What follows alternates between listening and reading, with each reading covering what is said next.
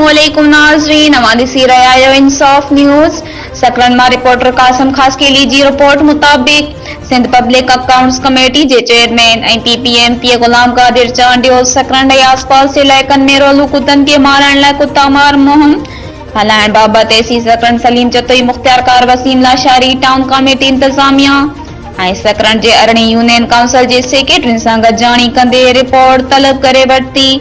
उन मौके ते इंतजामिया पारां गॾिजाणी में रिपोर्ट पेश कंदे ॼाणायो वियो आहे त गुज़िरियल कुझु महीननि दौरान सकरन तालुक़े में कुता मार मुहिम ज़रिए 1800 खां वधीक कुतनि खे मारियो वियो आहे ऐं अञा बि कोशिश करे रहिया आहियूं। उन मौके ते पीपीएमपी गुलाम कादिर चांडियो मीडिया सां ॻाल्हाईंदे चयो त अदालती हुकुम जो एहतराम आहे।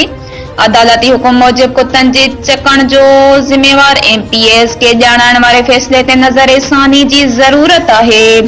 बाक़ी इंतजामिया के घुर्जे तू रोलू कुतनि खे मारण लाइ कुता मार मुहिम खे तेज़ कनि, छो त कुतनि जे चकण सबब इंसानी जानियूं ज़ाया थियनि थियूं। ॿिए पासे एसी सकरन सलीम जतोई चयो त असां पंहिंजे ईमानदारी सां कुता मार मुहिम हलाए रोलू कुतनि खे मारे रहिया आहियूं। उन बाबति हर हफ़्ते डीसी एमएनए एमपीए के रिपोर्ट ॾियूं था। मुख्तियार कार सकरन वसीम लाशारी चयो त सकरन जे अरणी यूनियन काउंसिलनि में कुता मार मुहिम जारी आहे।